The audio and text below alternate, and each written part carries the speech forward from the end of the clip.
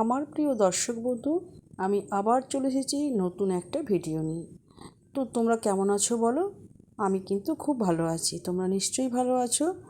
তো দেখো, lunch recipe নিয়ে চলে এসেছি। ডালটা আগে সেদ্ধ করে নিলাম, আর একটু তরকা টাইপের আমি ডালটা বানাচ্ছি। এই টাইপের ডাল করলে ডালটা খুব টেস্টি হয়।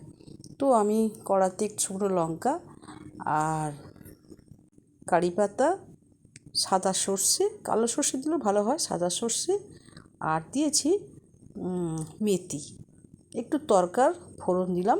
দিয়ে টমেটোটা ভালো করে ভেজে নিয়ে ওতে নুন দিয়ে দিচ্ছি। দেখো, দিয়ে নরম হয়ে যাবে নুন দিলে। আর এইভাবে ডালটা করলে, মুসুর ডাল করছি আজকে তরকা টাইপের, তো খুব খেতে ভালো হয়, টেস্টি হয়, সেই জন্য এইভাবেই করছি। যাই হোক, সেদ্ধ হয়ে গেছে ডাল, তো আগে থেকে সেদ্ধ করা ছিল। তো আমি ডালটা ঢেলে এবার ফুটিয়ে নেব। তো খুব সত্যি সুন্দর লাগে। তো সবসময় আমরা তো অন্যভাবে করি, পেঁয়াজ রসুন, এইভাবে ডাল করি, কিন্তু অন্য কোনো মশলা দিলাম না, শুধু এই তরকার যে ফোড়নটা দেয় সেই ফোড়নটাই দিলাম। এইভাবে ডালটা আমি আজকে করছি, খেতে নিশ্চয়ই ভালো হবে। যাই হোক, এবার আমি পরের স্টেপে চলে যাচ্ছি, মানে ডালের পরে।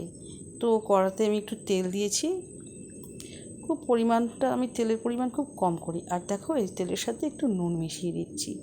তো নুন মিশিয়ে দিলে কী হয়, আর কড়াটা দাগ ধরে না। তো আমি ভাতটা ভাজবো, সেটা হচ্ছে উচ্ছে আর করলার সাথে কুমড়ো। এটাকে দেখো, নুন টুন মাখাইনি, ভালো করে ধুয়ে নিয়েছি, আর তেলের সাথেই নুন দিয়েছি। এটাই নুন হয়ে যাবে, লবণাক্ত হয়ে, মানে লবণ হয়ে যাবে, স্বাদ হয়ে যাবে, লবণাক্ত নয়, স্বাদ হয়ে যাবে। তো হলুদ দিচ্ছি না, কারণ হলুদ দিলে কড়াটা ভীষণ কালো হয়ে যায় আর পুড়ে যায়, দেখতেও খুব বাজে লাগে। সেই জন্য হলুদটা আমি না দিয়ে শুধু তেলের মধ্যে নুন দিয়ে কুমড়ো আর করলা একসাথে ভেজে নিচ্ছি।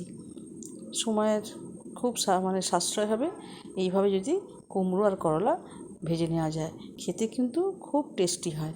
তো এটা আমি খুব পছন্দ করি, কুমড়ো আর করলা থাকলেই আমি এই কুমড়ো আর করলা একসাথে ভেজে নিই। দেখো, বেশ মুচমুচে ভাজা হয়ে গেছে, আর তুলে নিচ্ছি এটা। তো এইবার এটা ভাজা হয়ে গেলে আমি পরের স্টেপে চলে যাচ্ছি। দেখো, এইটা হচ্ছে ঢ্যাঁড়সের একটা রেসিপি বানাবো। তো ঢ্যাঁড়সটা আমরা সবসময় তো পোস্ত দিয়ে করি কিংবা সর্ষে বাটা দিয়ে করি, কিন্তু আজকে আমি একটু নতুন মানে নিয়েছি, নতুন মশলা দেব, সেটা দিলে কিন্তু সত্যি খুব টেস্টি হয়। যাই হোক, ঢ্যাঁড়সটা ওই তেল যেটা ছিল না, ওই তেলে ভেজে নিলাম, ভাজা হয়ে গেছে।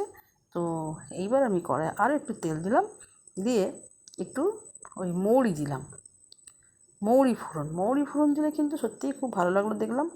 আমি এটা শুধু মৌরি আর একটা কাঁচা লঙ্কা দিয়ে দিলাম। বেশি ঝাল পছন্দ করি না, তাই আমি ঝাল দিলাম না বেশি।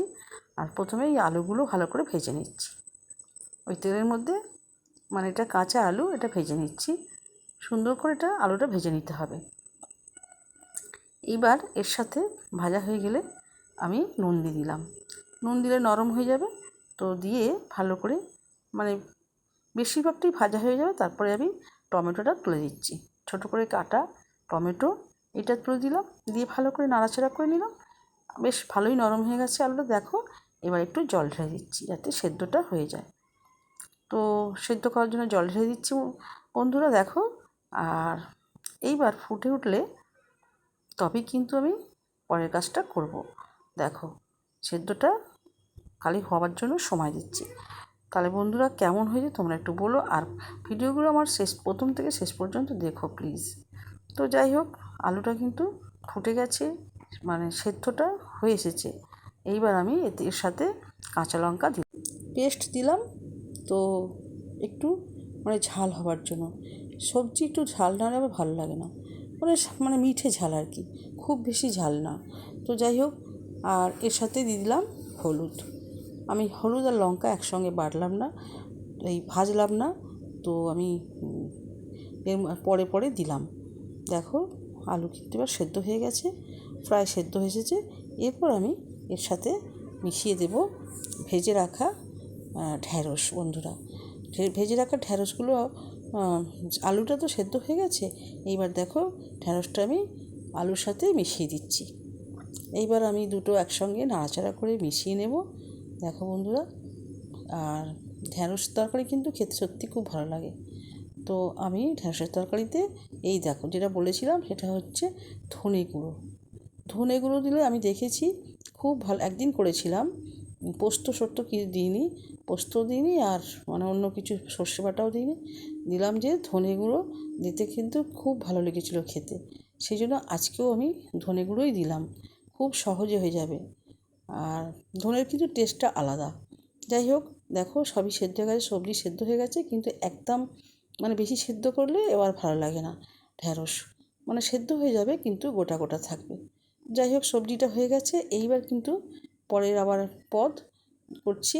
তো তেল দিয়েছি, আর একটা শুকনো লঙ্কা দিচ্ছি।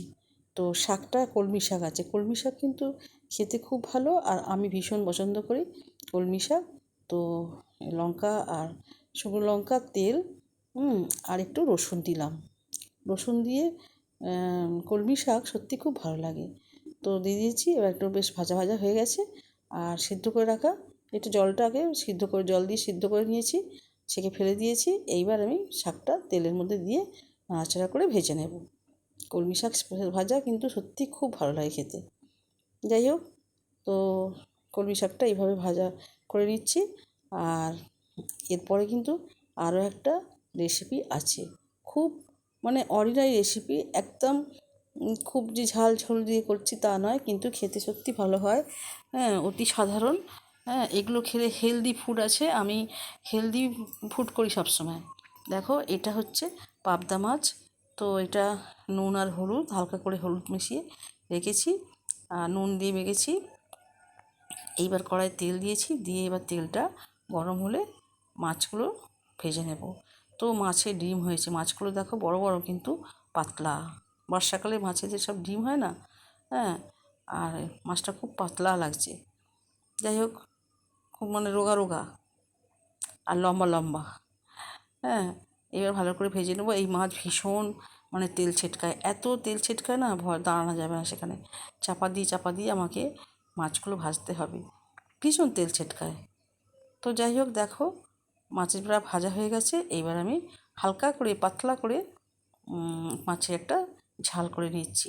এই যে হলুদ দিয়ে, হলুদ জল আর কাঁচা লঙ্কা, আর কিছু সেরকম দেবো না। কাঁচা লঙ্কার সাথে সর্ষে বাটা দেবো, সাদা সর্ষে বাটা। কাঁচা লঙ্কা আর সাদা সর্ষে একসঙ্গেই আমি বেটে নিয়েছি। তোমাদের যে দেখাবো কীভাবে আমি এই মাছের ঝালে মানে এটা দিয়ে দিই। দেখো, এই যে সাদা সর্ষেটাই বেশি আমি ইউজ করি। তো কাঁচা লঙ্কা, সাদা সর্ষে একসঙ্গে বেটে নিয়ে আর পাবদা মাছে দিয়ে দিলাম। পাবদা মাছ কিন্তু সর্ষে বাটা দিয়ে খুব ভালো লাগে। আর দিলাম কাঁচা লঙ্কা বাটা। লাল গুঁড়ো আমি দিচ্ছি না, কারণ বড্ড ঝাল হয়ে যায়, সেই জন্য দিলাম না। খুব হালকার উপর দিয়ে, কিন্তু কাঁচা লঙ্কার একটা আলাদা টেস্ট। দেখো বন্ধুরা, এইভাবেই আমি রেসিপিটা বানিয়ে ফেললাম। খুব অর্ডিনারি কিন্তু হেলদি আছে। হয়ে গেছে, নামিয়ে নিচ্ছি। এরপর দেখো, ওই মাছে না ডিম ছিল, জানো তো বন্ধুরা, ডিমটা ফেলে দেবো, সেই জন্য ডিমটা আলাদা করে একটু বেসন আর পেঁয়াজ দিয়ে মাখিয়ে বড়াটা ভেজে নেব। মাছের ডিম তো খেতে সত্যি খুব ভালো লাগে। তো মাছের ডিমটা আমি ভেজে নিচ্ছি।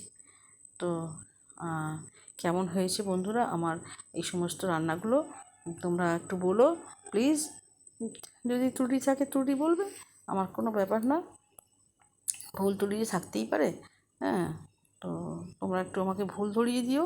কোথায় যদি আমার রেসিপির মধ্যে ভুল থাকে, তোমরা প্লিজ আমার ভুল ধরিয়ে দিও। আর এই রেসিপিগুলো সত্যি হেলদি ফুড আছে। এইভাবেই আমি বড়াগুলো ভেজে লাঞ্চ থালি রেডি করে নিলাম। দেখো, ঢ্যাঁড়স ধনের গুঁড়ো দিয়ে ঢ্যাঁড়স, আর ওই যে মাছের ডিমের ভাজা, আর আছে শাক ভাজা, আর আছে কুমড়ো করলা ভাজা, আর আছে মাছের ঝাল, আর আছে একটুক লেবু। কেমন হয়েছে তোমরা প্লিজ বলো। আজকের লাঞ্চ থালি তোমরা প্লিজ একটু বলো কেমন হয়েছে। তো তোমরা সবাই ভালো থেকো, সুস্থ থেকো। অনেক দিন পরে কিন্তু ভিডিওটা দিয়েছি, তোমরা প্লিজ দেখো। টাটা।